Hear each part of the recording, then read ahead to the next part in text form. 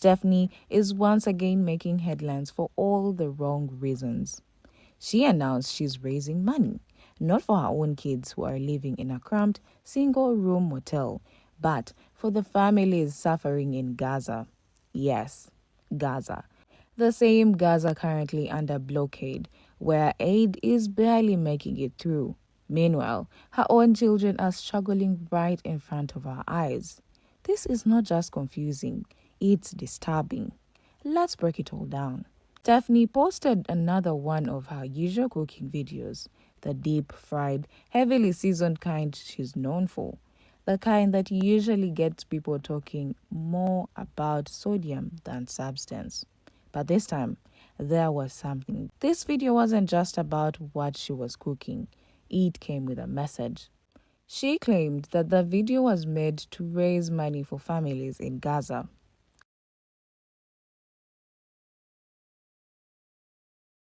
Yes, Gaza, the same place currently in the middle of a devastating conflict. A place where children are dying of hunger, hospitals are collapsing, and aid is barely able to get through. It's one of the hardest places in the world to send help right now.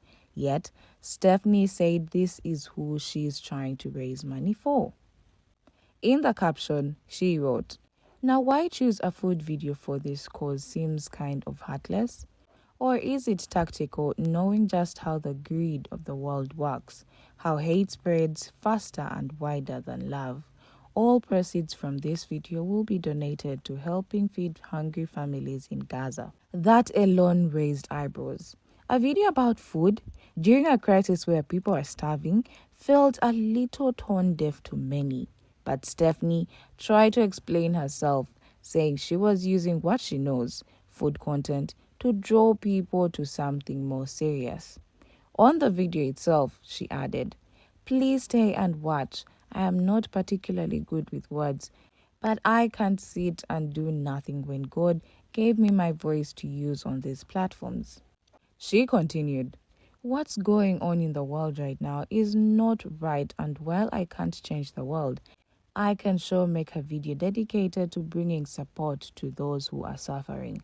And finally, she repeated again, "All proceeds from this video will go to helping feed hungry families in Gaza." At first glance, it all sounded sincere. But when you take a step back, it leaves a lot of questions. There was no mention of which group she would be working with, no breakdown of how the money would get to Gaza, no confirmation of where the donations would land. The only thing we were told was that watching her video equals helping, no strings attached. The message was clear: watch the video and you're helping. But the more you look at it, the more shaky it becomes. Because without clear steps or partnerships, you have to wonder, was this really about helping Gaza, or was this just Stephanie trying to shift the narrative and rebrand herself using a sensitive and emotional global crisis? Let's be honest. While her intentions might look kind-hearted on the surface, Stephanie's claims fall apart when you really look at the details. First of all, how exactly is she planning to send this money to Gaza? There is no explanation. She didn't say what group or charity she's working with. She didn't name any fund, platform, or verified organization. She didn't even explain how the money would get from her platform to families who actually need it. Meanwhile, Gaza is under serious blockade. Trucks with food, medicine, and basic aid are stuck at the border, unable to give in. Even large and experienced international charities have had a hard time delivering supplies. If they are struggling, how is Stephanie, someone with no clear ties to any aid group, going to get anything through? She didn't show any receipt. She didn't give an update. She didn't even offer a plan. People asked her in the comments for more information, but she never replied. There were no answers, just a vague promise that the proceeds would be donated.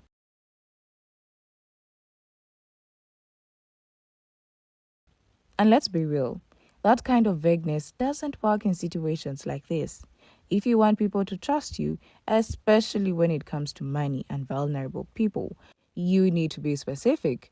Stephanie wasn't, and that's a major red flag. Let's not forget, Stephanie has recently gone on video saying she's out of content ideas. She's openly talked about how her views are going down and how that's been affecting her income. She even said TikTok is her job and that when her content doesn't do well, she doesn't earn. So when she suddenly posts a video claiming she's raising money for Gaza, it doesn't seem random. It feels like a carefully timed move. She had nothing left to post about. The motel situation was old news, and her usual content wasn't pulling in the same attention it once did. More and more viewers were pointing out how she seemed to ignore or mistreat her children, and the criticism was getting louder. So, she needed a shift. Something that would flip the narrative and make people focus on something else, something emotional, something big enough to drown out the questions people were asking about her parenting.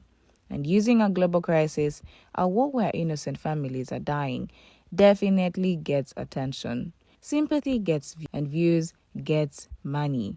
And when your income depends entirely on online engagement, it's not surprising she'd use a tactic like this to try to reset the storyline. But here's where it gets messy. Stephanie hasn't even provided her own kids in meaningful ways. She's not making sure they have what they need to live clean, comfortable, and dignified lives. In one video, she admitted that sometimes when she doesn't have money for toilet paper, her kids have to use washcloths. And not just once, but they keep using the same cloth all day. Get out of here. Get out of here, man. That's not just uncomfortable, it's unhygienic. And that wasn't a story from years ago. That wasn't a hardship she overcame. That was something happening recently in the present. And she shared it like it was normal. The Brazilian Jenkins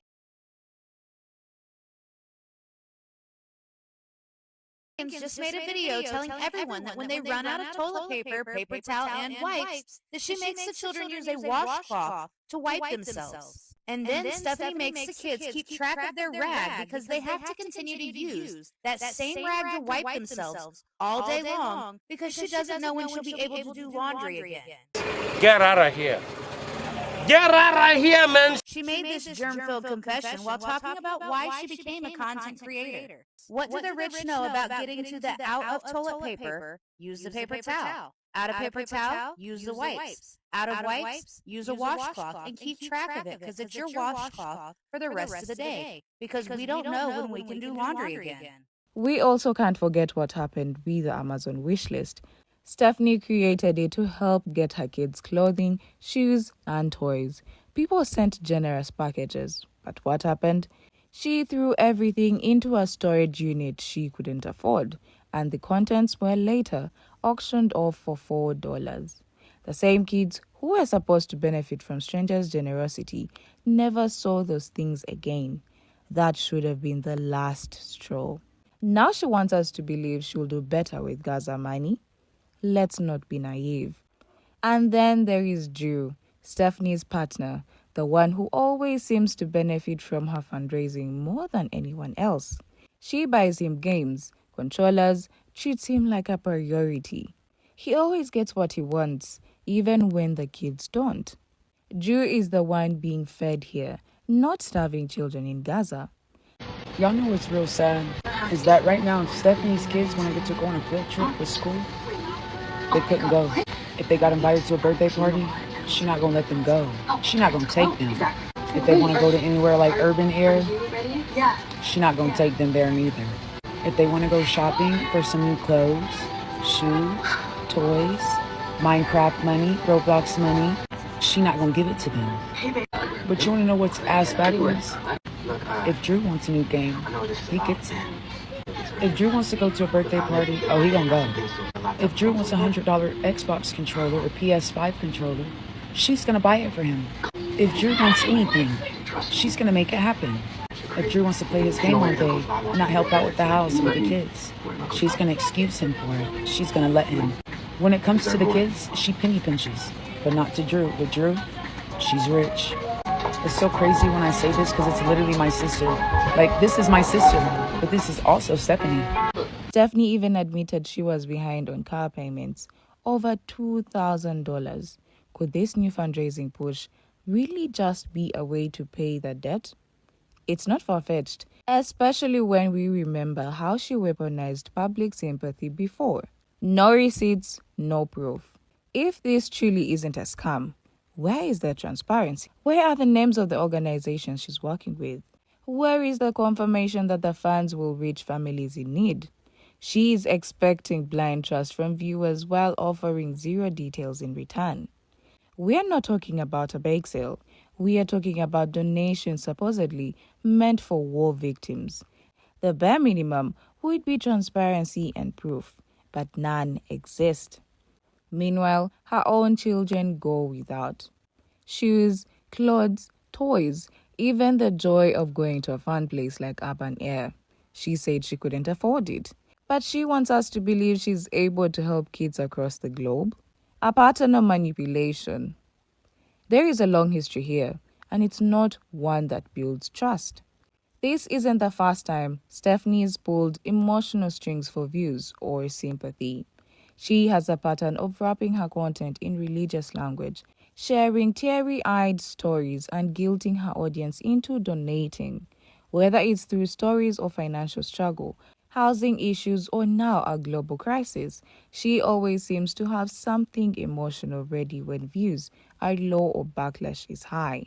She's weaponized trauma more than once. She's cried on live streams. She's made her followers feel like they are the only support system she has, as if helping her is some kind of mission. And now, with Gaza, she's following the same pattern all over again, using tragedy to build her own platform and asking for trust without offering transparency. If she really cared about helping kids, she would begin at home. Her own children are living without basic needs. They are in a motel room without space, comfort, or stability. They are the ones who need help the most. But over and over again, she puts them second, behind content, behind clout, and behind Drew. You can't neglect your own children while pretending to save others. That's not compassion. That's not generosity. That's manipulation. And more people are starting to see through it. Final thoughts and questions. So what do you think? Is Stephanie's Gaza fundraising genuine or just another attention grab? Can we really trust someone who hasn't shown transparency before? This is the same person who once gathered donations meant for her own kids, used them to fund a storage unit, and then lost everything when she didn't pay the bill. And when people asked what happened, she moved on without explanation, like it didn't matter. If she truly wants to help, it starts with honesty. She needs to be clear about where the money is going. That means full receipts, full breakdowns, specific names of organizations, updates that show people what's actually happening with their support. No more vague promises, no more emotional appeals without follow through.